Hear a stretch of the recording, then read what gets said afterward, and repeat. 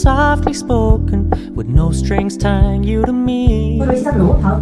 Happy in your company with no emotion, cause my love deserves to be free. I never wanna look at a house in the garden. 많은 관심과 참여 앞으로도 많이 부탁드리고요. 네, 여기까지 이야기 마치겠습니다. 그러면 관심 있게 많이 지켜봐 주시기 바랍니다. 감사합니다. 그래서 제가 거의 3년 동안 800여회 강연을 했습니다. 그래서 일반 사람들한테 상당히 많은 블록체인을 원래 모든 생태계는 그 기술에 대한 올바른 인지가 필요합니다. 그 제2의 인터넷이라고 써있잖아요. 그러니까 보통 사람들이 블록체인에 대해서 막 떠오르게 되면은 그게 뭐지? 뭐 여러 가지 말씀을 많이 들었는데 뭔지 잘 이해를 못하시잖아요. 정부에서 인터넷이래요. 그 말은 블록체인은 네트워크입니다. 분산 원자 화폐 개념이기 전에 블록체인은 우리에게 주어진 새로운 인터넷이라는 뜻이고요. 세상에 온 거잖아요. 그럼 우리 세상의 인프라가 뭐예요? 컴퓨터하고 인터넷이잖아요. 컴퓨터 제3차 산업혁명의 핵심 인프라는 컴퓨터하고 인터넷입니다. 근데 블록체인 보면 제4차 산업혁명의 핵심 인프라래요. 저 말은 뭐냐면은 제4차 산업혁명이 일어나서 새로운 세상이 오게 되면은 그 세상의 인프라는 블록체인이라는 뜻이에요. 근데 현재 인프라는 뭐냐면 컴퓨터하고 인터넷이잖아요. 그 말은 뭐냐? 블록체인이라는 게 컴퓨터하고 인터넷을 대체한다는 뜻이겠죠. 이 속에는 그런 뜻이 들은 거예요. 그러면 이 말 속에는 또 뭐가 있냐면 블록체인 한마디로 뭐냐? 블록체인 한마디로 뭐냐? 블록체인은 컴퓨터가 네트워크입니다. 우리에게 주어진 새로운 컴퓨터입니다. 요거만 유지되면은 제가 꿈꾸는 미래 블록체인 세상을 이렇게 보여드리고 싶은 겁니다. 컴퓨터인데 블록체인 컴퓨터는 이런 컴퓨터를 다 모아서 인터넷을 연결한 다음에 꼭 하나의 컴퓨터처럼 움직이게 하는 거예요. 그러니까 블록체인은 컴퓨터인데 글로벌 컴퓨터라는 뜻이겠죠. 그 안에 우리가 그 교직별에서 봤지만 트러스트를 줄 수 있는 그런 기능이 있기 때문에 블록체인을 글로벌 신뢰 컴퓨터라고 우리는 정의를 합니다. 중요한 건 컴퓨터예요. 그리고 블록체인의 구성 요소가 다수의 컴퓨터하고 인터넷입니다. 그래서 블록체인은 컴퓨터이자 네트워크라는 뜻입니다. 그러면은 제가 시간이 좀 있으니까 여러분 이게 뭐죠? 제가 교육하는 거 아닙니다. 제가 제 뜻을 설명드릴 겁니다. 여러분 이게 뭐죠? 컴퓨터요. 제 강의 들으셨어요? 이게 사람들이 스마트폰이라고 해서 폰이라고 얘기합니다. 전화기가 아니잖아요. 이거는 컴퓨터예요. 컴퓨터에 전화 기능이 있는 거잖아요. 그럼 미래에는 어떤 생각을 우리가 할 수 있냐면은 제가 블록체인을 컴퓨터에서 네트워크를 했죠. 그럼 블록체인이라는 컴퓨터가 있으면 거기에 전화 기능을 줄 수가 있잖아요. 그럼 앞으로 뭐가 나온다는 뜻이에요? 여러분이 쓰고 있는 스마트폰이 뭐로 바뀐다는 뜻이에요? 블록체인 폰으로 바뀐다는 뜻입니다. 그러니까 블록체인 폰 하면 이해되셔야 된다는 거죠. 그래야 블록체인 생태계 사업의 특성도 이해하시는 거예요. 그래야 여러분이 투자하든 뭐라든 제대로 할 수 있다는 겁니다. 이게 학술적인 정의입니다. 어렵죠? 그냥 잊어버리시고 뭐다? 머신입니다. 머신입니다. 저희가 컴퓨터라는 뜻이에요. 그래서 만약에 이게 되시면 지금부터 제가 말씀드리는 건 뭐냐면 제가 꿈꾸는 생태계는 이런 거예요. 이게 스마트폰이 컴퓨터이기 때문에요. 컴퓨터이기 때문에 운영체제가 있는 거잖아요. 네, 그래서 안드로이드하고 iOS라고 여러분 그래도 들으셨을 거예요. 그 다음에 이 컴퓨터이기 때문에 얘를 쓸 수 있는 컴퓨터 언어가 있는 거예요. 그 다음에 컴퓨터 언어가 있고 그러면 소프트웨어라는 걸 우리가 생각할 수가 있는 거죠. 그 소프트웨어로 여러분 앱을 쓰시는 거예요. 서비스를 만드는 거죠. 그리고 앱들이 남들이 만든 앱들이 있는 앱스토어가 있는 거고요. 이게 현재 여러분이 알고 이거 잘하시죠? 잘하시죠? 그죠? 근데 여기에 여러분 스마트폰에 대해서 잘 아세요? 모르시잖아요. 스마트폰의 하드 아키텍처 아시나요? 모르시잖아요. 그리고 스마트폰의 운영체제는 안드로이드나 iOS 동작 방식 모르시잖아요. 중요한 거는 모르는 게 중요한 게 아니라 알고 싶은 생각이 없으세요. 중요한 건 그겁니다. 즉 다시 말해서 여러분들은 이거에 대해서는 관심이 없으세요. 그냥 여러분한테 주어진 거잖아요. 여러분이 관심 있는 건 뭐냐면 그럼 이 스마트폰으로 어떤 서비스를 우리가 창출할 수 있는가 이거에 관심이 있는 거잖아요. 마찬가지로 블록체인은 뭐라고 제가 설명드렸어요? 컴퓨터라고 말씀드렸잖아요. 그러니까 블록체인은 컴퓨터입니다. 컴퓨터라는 뜻은 뭐냐? 저희처럼 얘도 운영체제가 있어야 돼요. 컴퓨터니까. 그래서 얘도 운영체제가 있고 운영체제가 있다는 얘기는 얘도 뭐가 있어요? 컴퓨터 언어가 있는 겁니다. 그러니까 제가 하는 일은 뭐냐? 저희 회사는 이 컴퓨터 만드는 회사예요. 무슨 말씀인지 되시죠? 그러니까 저의 경쟁 상대는 삼성전자입니다. 네, 금방지게. 그래서 이런 컴퓨터를 제가 열심히 잘 만들 테니 여러분들은 블록체인으로 새롭게 만드는 앱 서비스.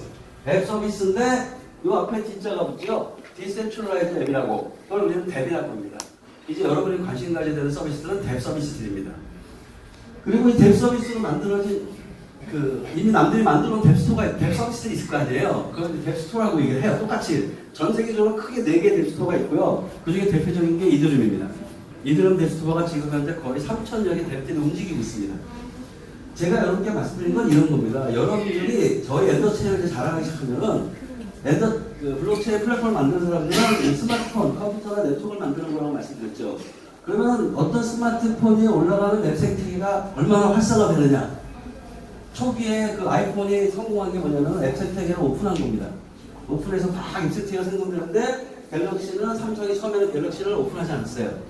그래서 스마트폰에 올라가는 웹 생태계에서는 삼성전자가 경쟁력이 미쳤습니다. 그래서 삼성전자도 어쩔 수 없이 웹 생태계를 오픈한 겁니다. 제가 이 말씀 드리는 뭐냐면은 블록체인 플랫폼도 똑같다는 거죠.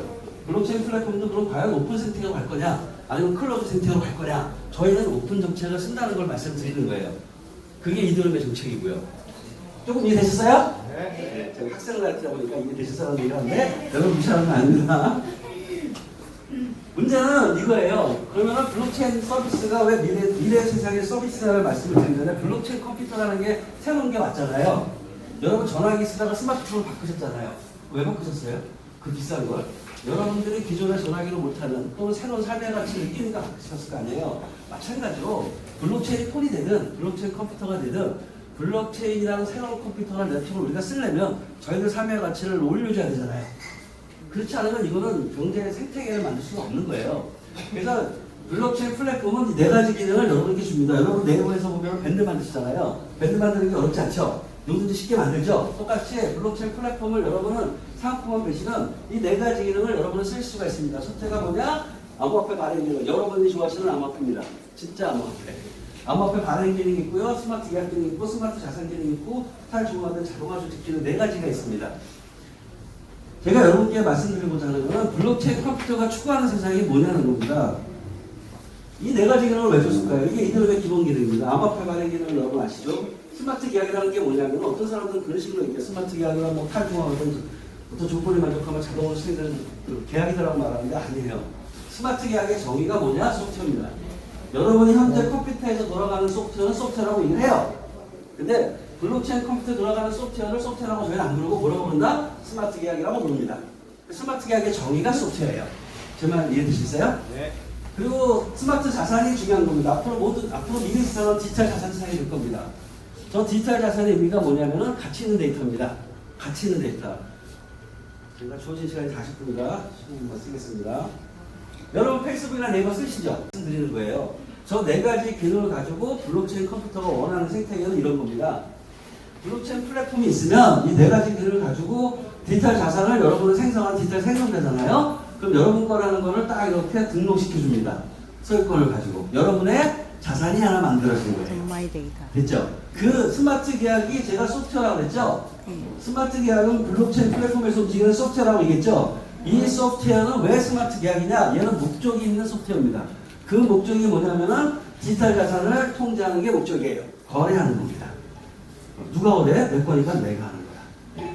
그래서 디지털 자산이 만들어지면 이 디지털 자산을 거래를 스마트 계약으로 하는, 즉 다시 말해서 블록체인 컴퓨터가 원하는 거는 디지털 자산 거래입니다. 디지털 자산은 누구 거다? 우리 거다. 제 말 이해되셨나요? 그러면 이제 여러분도 그림이 좀 그려지시죠? 그래서 미래 세상은 뭐냐? 디지털 자산 거래 시장이고요. 블록체인 플랫폼의 꿈은 디지털 자산 플랫폼입니다. 그리고 이때 거래가 일어날 때, 이 거래를 일어날 때, 거래를 하려면 뭐가 있어야 돼? 돈이 있어야 되잖아요. 그 지불수단으로 필요한 게 암호화폐입니다. 소위 말하는 토큰이 되는 거예요. 그러니까 토큰이 없으면 디지털 자산 거래 시장이 생기지 않습니다. 됐죠? 요거 기억하고 계십시오. 뒤에 결론을 제가 또 내리겠습니다. 그러면 이제 미래상은 뭐냐면 블록체인 플랫폼 외에 이제 모든 생태계가 뭐가 돼? 토큰 생태계로 변하는 세상이 될 겁니다. 제가 데이터라고 말씀드렸죠. 근데 이게 없이 이거부터 만행한다? 제가 볼 때 99.99%는 망합니다. 왜 망하겠어요? 모델이 없기 때문에. 수익 모델은. 무슨 말씀인지 되시죠? 이런 관점에서 제가 엔더체인을 설명을 드릴 겁니다. 이제 딱 15분만 제가 원하는 여러 가지 사전 배경을 말씀드리고요. 제가 블록체인을 바라본 건 2013년부터 블록체인을 봤습니다. 비트코인 처음 봤죠. 제가 암호학 박사입니다. 제 박사 논문이 전자화폐예요. 소위 말하는 암호화폐. 제가 박사 논문으로 암호화폐 쓸 때는 이리지 이파 써버렸어요. 저도 실패했습니다. 근데 그때는 뭐냐? P2P라는 개념이 없었어요. 어떤 사람들이 그래요. 비트코인 가지고 무슨 최초의 암호화폐가 아니라는데 아닙니다. 최초의 암호화폐예요. 다 조건이 뭐냐? P2P 암호화폐예요. 기존의 모든 항모는 중앙신방에서 놀았던 거죠. 그러니까 P2P 암호화폐 최초가 비트코인이고요. 그게 맞다는 겁니다. 제가 블록체인을 보다 보니까 제 눈에 딱 뜬 게 이더리움입니다. 제가 볼 때는 이더리움이야말로 정말로 진정한 블록체인 철학과 사상이 담겨 있는 거예요. 제가 볼 때. 제 말씀 해주시죠. 근데 저희 엔더체인을 한마디로 얘기하면 여기 이렇게 써있죠. 페어하다, 공정하다는 겁니다. 그리고 패스트하다, 빠르다. 그리고 시큐어하다. 제가 전공 암호 박사를 했죠. 네, 시큐리티. 그래서 저는 넥스트 이더리움을 목표로 이더리움의 단점을 극복하는 걸로 마음을 먹고 제가 만든 엔더체인은 한마디로 표현하면 이더리움의 문제점을 개선한 넥스트 이더리움이라고 말씀을 드리고 그것의 세 가지 특성을 페어하고 패스트하고 시큐어하다고 말씀을 드리는 겁니다. 엔더체인은 뭐냐면 이게 여러분들이 들어보셨는지 모르지만 일반적으로 퍼블릭 블록체인에서 세 가지 대부분의 대표적인 합의 알고리즘입니다. 이때 문제가 있습니다. 어떤 문제냐면 작업 증명은 아시겠지만 원래 블록체인은 타입 중으로 나와요. P2P인데 작업 증명은 뭐 예를 들어가지고 여러분 채굴 대리 들어보셨죠? 채굴을 하기 위해서 작업 증명을 너무 많이 그 뭐냐면 이제 계산력 컴퓨팅 파워를 너무 많이 쓴다. 그래서 컴퓨팅 파워가 높을수록 채굴할 수 있는 확률이 높아집니다. 그걸 이제 조금 이제 개선하는 게 지분 증명이에요. 그래서 이들은 이제 아직 완성은 안 됐지만 작업 증명에서 지분 증명을 바꾸고 있습니다. 그 비트코인의 하이 코스트 네트워크라는 거, 고 에너지 네트워크라는 것 때문에 바뀌는 겁니다. 근데 지분 증명이라고 문제가 없겠어요? 지분 증명은 완전한 자본주의입니다. 돈 많은 사람이 채굴할 수 있는 확률이 높습니다. 얘도 이제 완전한 제로부터 탈중한 거 아니라는 거죠. 그리고 이제 DPS라는 게 있습니다. US 같은 거. 몇 개, 말로는 퍼블릭하는데 저희 같은 경우는 그 US 같은 그런 DPS 쓰는 거는 저희는 퍼블릭으로 인정을 안 합니다. 그게 퍼블릭이 되려면 두 가지는 천재 조건이 달아야 돼요. 첫째가 선거를 해야 전자선거 시스템하고 평판 시스템이 있습니다. 그 평판 시스템도 제 꿈 중에 하나인데 그 평판 시스템하고 전자선거 시스템이 동시에 돌아가지 않는 이상은 저 DPS는 퍼블릭이 안 됩니다. 그래서 이런 문제점을 보고 제가 진짜 한번 해보고 싶었어요. 공정하게. 즉 다시 말해서 제가 꿈꾸는 세상은 누구든지 채굴자가 되고 싶은 게 누구든지 채굴자를 만드는 게 제가 원하는 블록체인 세상입니다. 이 사람의 컴퓨팅 파워가 있든 돈이 있든 없든 말든 누구든지 원하면은 채굴할 수 있는 그런 합의 알고리즘이 없을까로 출발을 한 겁니다. 공정화에 먼저 출발을 든 거죠. 그래서 만들었어요. 합의 알고리즘에 참여한 모든 사용자에게 군중한 채굴기회를 보장해 주는 걸 가지고 제가 1년 정도 고민을 한 거죠. 물론 여기 암호화가 들어갑니다. 요즘 이제 뭐 애출이라든지 다른 데서 이제 랜덤마이제이션 개념이 나옵니다. 그 중에 하나가 알고리즘도 그렇고, 이 랜덤마이제이션 합의 알고리즘 하는데 저는 옛날부터 이 랜덤마이제이션을 써가지고 공동성 모델을 추구를 했었고요. 기본적인 보긴 되기 쉬운데요. 이게 실제로 P2P에서 돌아가려면 굉장히 어려운 조건들이 많습니다. 누구든지 채굴을 원하면 그냥 신청을 하는 거예요. 신청하면 저희가 그 신청한 사람 중에서 대부분 이제 대략적인 선착순으로 채굴 리그를 구성하고 그 중에 저희가 랜덤하게 한 사람을 실렉션합니다. 돈 드는 거 없죠. 그냥 신청하시면 됩니다. 그 중에서 랜덤하게 선택한 사람을 가지고 뭘 주면 그 사람에게 채굴 권한을 주는 겁니다. 이거는 알고리즘이니까. 엔더체인의 강점은요. 그래서 저희는 지속 가능하게 만들고 싶었던 거예요. 작업 증명이나 지분 증명이나 DPS 같은 문제점이 아닌 정말 지속 가능한 탈중앙화 특성이 있는 제가 보는 바로는 최초의 퍼블릭 블록체인입니다. 두 번째가 뭐냐? 포크가 없습니다, 저희는. 그러니까 포크가 없는 원블럭 정산을 합니다. 비트코인이 거래 시간이 10분인데 실제 정산까지 하면 1시간이 걸리고요. 이더리움 같은 경우는 12초에서 15초로 실제로 36블럭이 지나가야 됩니다. 거기도 정산하기 위해서 시간이 걸립니다. 저희는 원블럭이기 때문에 딱 끝납니다. 그리고 요즘 뭐 여러분 속도에 대해서 상당히 기대치들이 많으신데요. 보통 그냥 무슨 어떤 블록체인 서비스 상에서 우리는 1,000원 했다, 10,000원 했다, 10만 했다, 심지어 100만까지 얘기하는데 죄송하지만 현대 우리 인류가 가지고 있는 기술로는 제가 판단하는 겁니다. 제가 판단하는 거는 불가능합니다. 불가능합니다. 제가 판단하는 바는 실제. 저희는 그런 거 안 하고요. 실제적으로 미국 노드 3개, 그다음에 유럽 노드 2개, 그다음에 우리나라 전국에 한 대씩 해가지고 실제 환경에서 테스트를 했습니다. 이더리움 같은 경우는 현재 속도가 12에서 13입니다. 그건 이론적인 속도고요. 실제 돌려보시면 아시겠지만 10 정도 내입니다. 근데 저희가 테스트한 결과 저희는 120에서 130을 갑니다. 그래서 미니멈 120TPS는 나옵니다. 제가 아는 바로는 현재 진정한 퍼블릭 블록체인에서는 제가 아는 바로는 최고 속도입니다.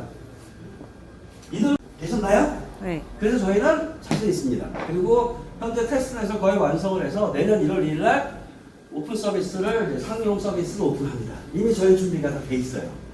그 다음에 뭐냐? 제가 이제 여러분께 말씀드린 건 뭐냐면 세계 최고의 대생태라는 거죠. 블록체인 플랫폼은요, 메인넷이 그냥 인프라예요. 그냥 인터넷이라는 건 똑같다고 생각하시면 됩니다. 인터넷 서비스를 하기 위해서는 저 인프라하고 서비스하고 중간에 갭이 좀 있습니다.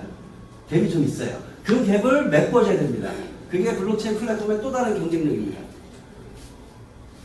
저희는 엔더체인 메인넷 1.0을 개발을 해서 지금 테스트넷 한 다음에 그 다음에 이제 테스트넷 구현을 해서 다 오픈했습니다. 또 하나 자랑하고 싶은 게 뭐냐면 블록체인 메인넷은요 모든 소스를 오픈해야 돼요. A부터 Z까지. 그래야 믿죠. 제가 아는 바로는 우리나라에서 블록체인 프로젝트 중 플랫폼 중에서 메인넷 전체를 A부터 Z까지 오픈한 거는 엔더체인뿐이 없고요. 중요한 건 뭐냐면 그걸 오픈했다는 게 아니라 끊임없이 뭐한다? 지속적으로 개발하고 있다는 게 깃허브에 다 뜹니다. 옛날에 한번 암호화폐 분석, 코인데스크 코리아에서 암호화폐 분석 보고서 그 조건들이 있는데 제가 그때 그 조건은 별거 아니에요. 그보다 더 많은 것들이 있는데 중요한 건 뭐냐면은 저희는 엔더체인을 오픈을 했어요. 그 다음에 뭐냐면요. 이런 문제가 생겨요. 그건 인프라이기 때문에 서비스 나가서 중간에 필요한 것들이 많다고 했죠. 예, 소위 우리는 이제 미드웨어라고 되고 이제 엄밀히 얘기하면 정말 메인넷이고 플랫폼이라는 용어를 쓰는데 이런 여러 가지 기능이 조작이 되면은 그게 여러분 거라는 거 그리고 그 데이터는 변질되지 않았다는 거를 블록체인이 제공해 줍니다. 근데 문제는요. 블록체인에 올리는 데이터 그것의 진실성을 그 블록체인이 보장해 주는 게 아니에요. 블록체인에 올라가는 그 디지털 자산의 진실성, 소유권과 가치에 대해서 누가 보장하느냐? 그거는 사람이기 때문에 속일 수가 있는데 무슨 말씀이 되시죠? 그거를 블록체인 시장에서는 오라클이라고 봅니다.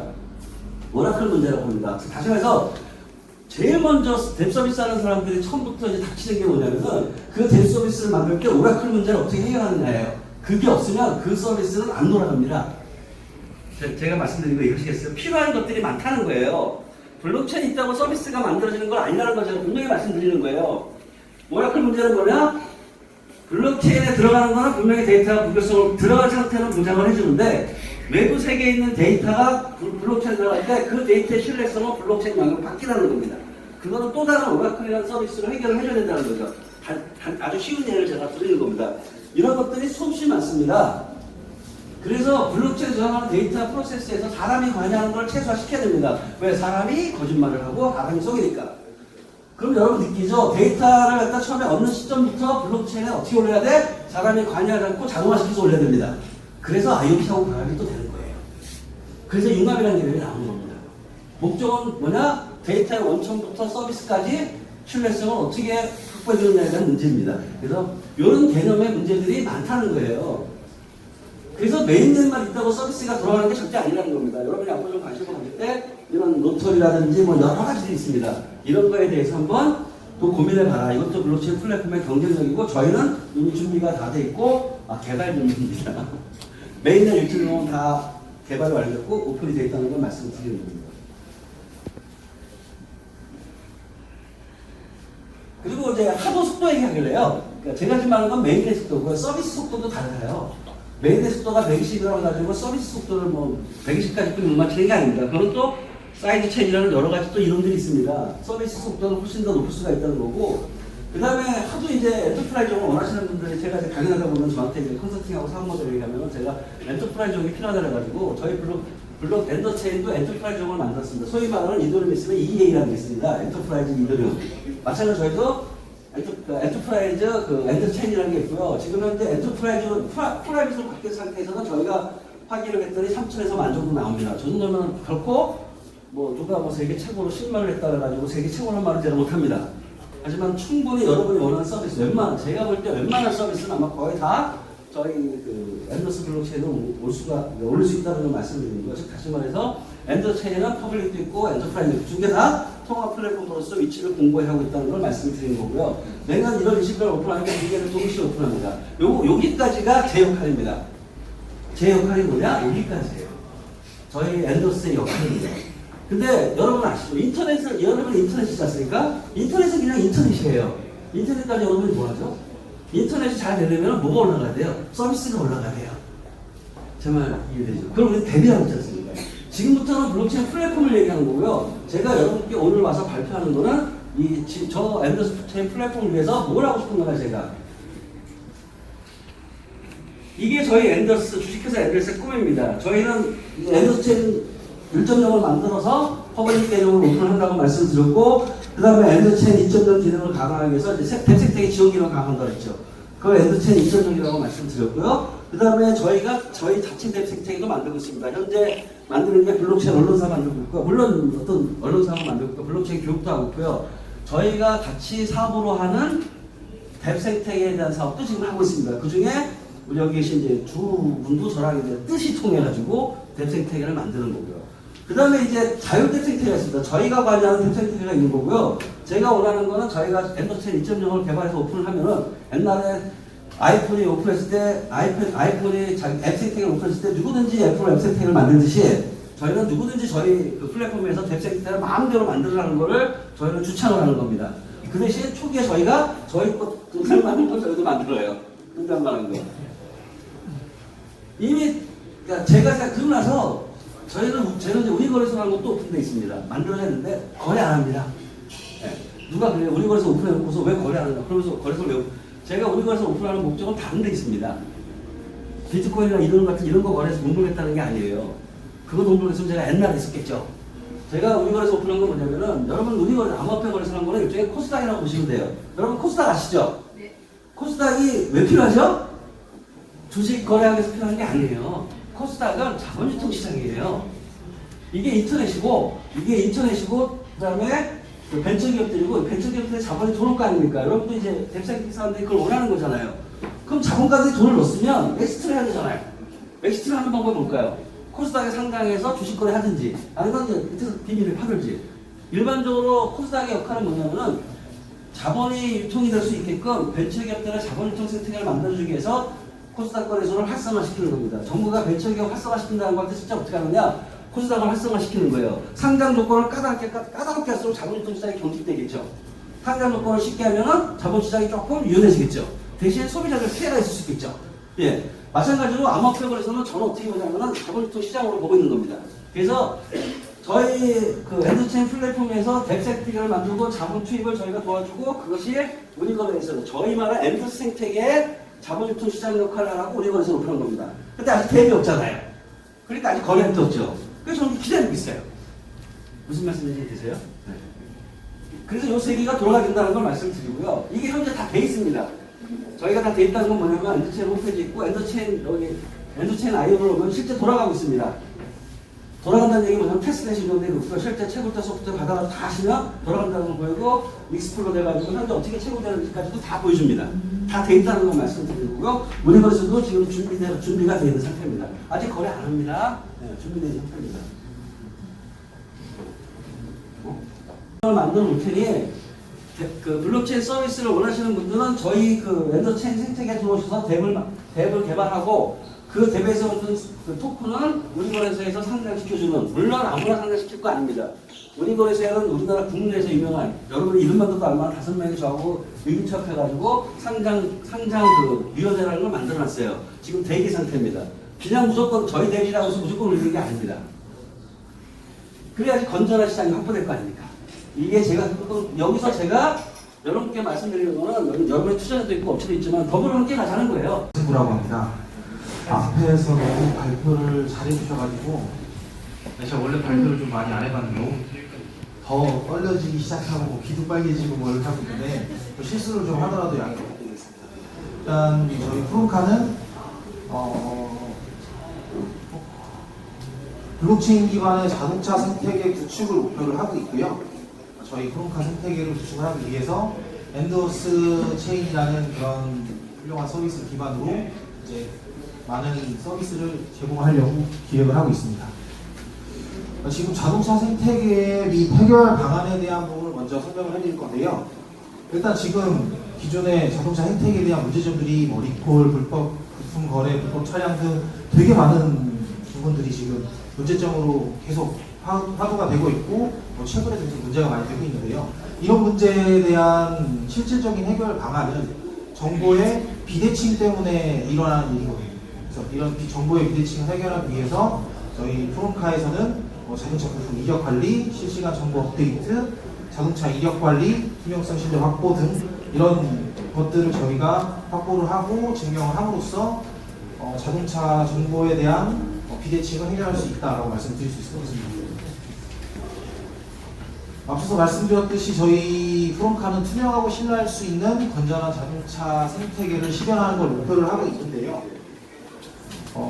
저희가 목표를 하고 있는 건 글로벌 넘버원 자동차 생태계 플랫폼 서비스를 목표를 하고 있습니다. 자동차에 관련되어 있는 모든 것들을 다 다루고 싶고요.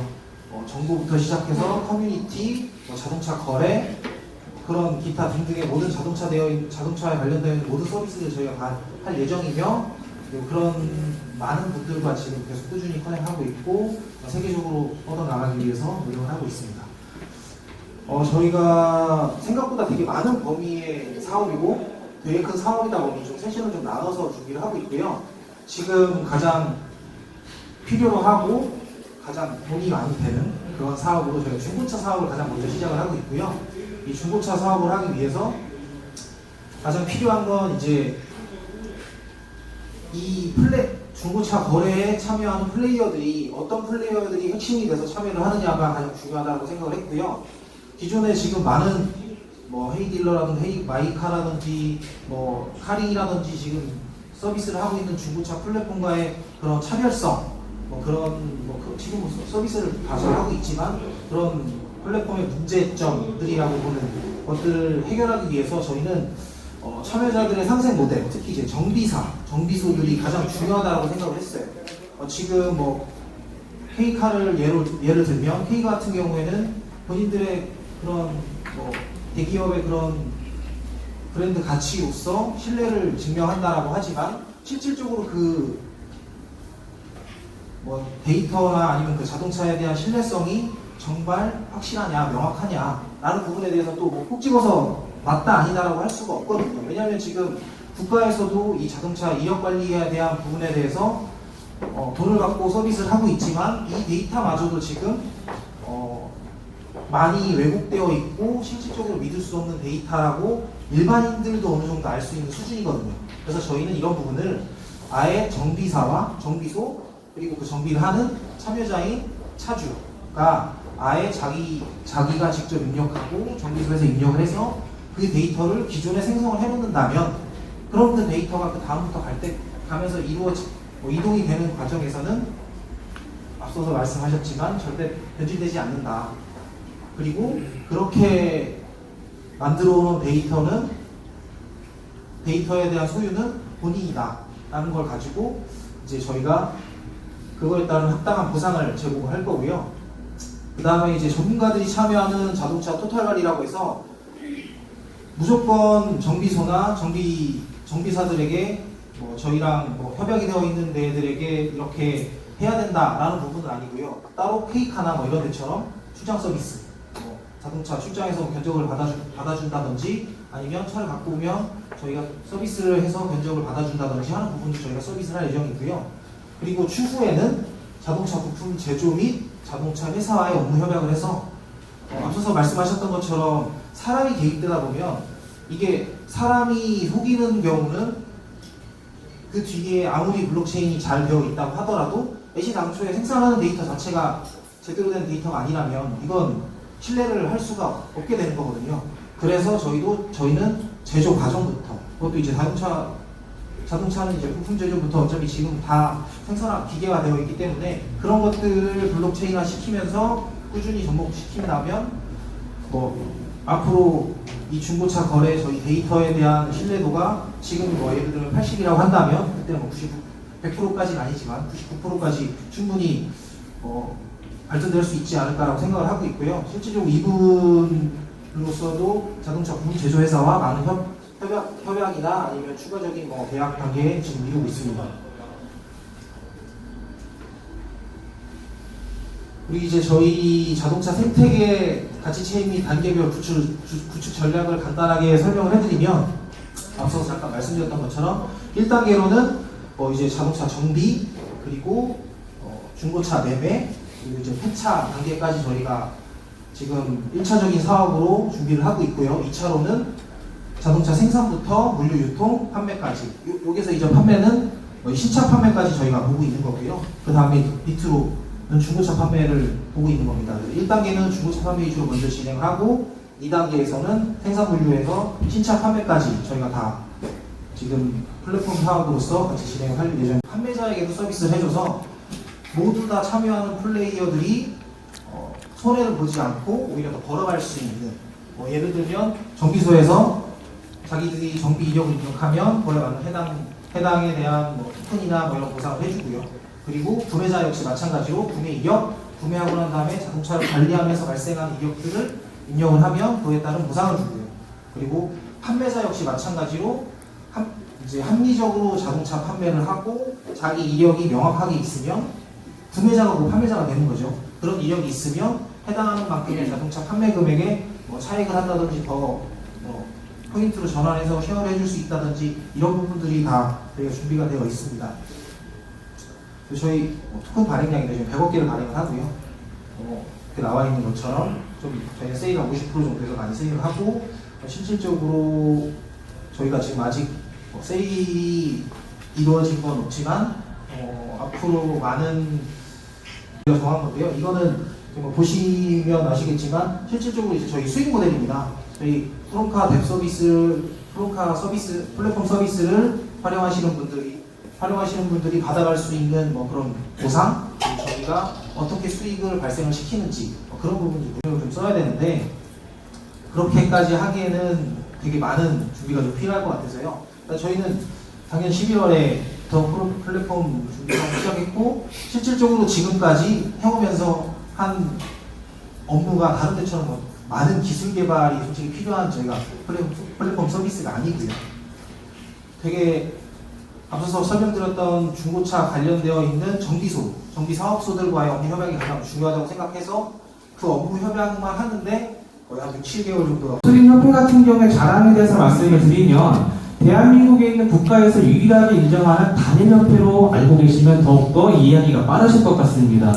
그렇게 해서 안에 있는 화면에 보시는 안쪽에 들어가 보시면 이 역수린협회 같은 경우에도 국가에서 인정하는 사단법인으로 단 하나만 존재를 하기 때문에 안쪽에서 협회에 뭐 활동을 하신 역학 선생님들 같은 경우에는 굉장히 까다로운 실력 검증을 하시고 들어오신 분들이라서 이 안에 있는 분들께서 상담을 진행하시면 거의 적중할 정도로 많이 나에 대해서 맞출 수 있다. 나의 상담을 친절하게 할 수 있다라고 보시면 되는 부분이 있고요. 그런 게 아니기 때문에 정확한 내용으로 진행을 하고 있다라고 말씀을 드릴 수가 있습니다.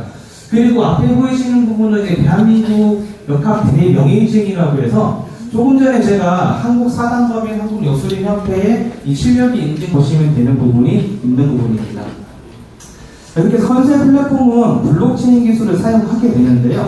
블록체인 기술 같은 경우에는 저도 개발자이거나 제가 프로그래머가 아니기 때문에 정확한 기술에 대해서 말씀드리기 조금 어렵지만 기존에 나와 있는 여러 가지 온라인 서비스들을 보게 되면 대부분 본인 인증을 진행하시기 때문에 컨셉 토큰 리워드 서비스를 진행할 계획을 가지고 있습니다. 그래서 회원 가입과 함께 밑에 보시면 회원 같은 경우에 가입 보상이나 출석 또는 후기 작성이나 내가 그 안에서 뭔가를 구매하거나 사용했을 때 대한 보상으로 컨셉 토큰을 지불이 해주게 되어 있고요. 서비스 제공자 같은 경우에 역학 선생님들이 되실 텐데요. 고객 유치를 하신다거나 아니면 상담을 잘하셔가지고 후기를 잘 받았을 경우에도 컨셉 토큰을 리워드로 보상을 받을 수 있게끔 시스템을 진행하고 있습니다.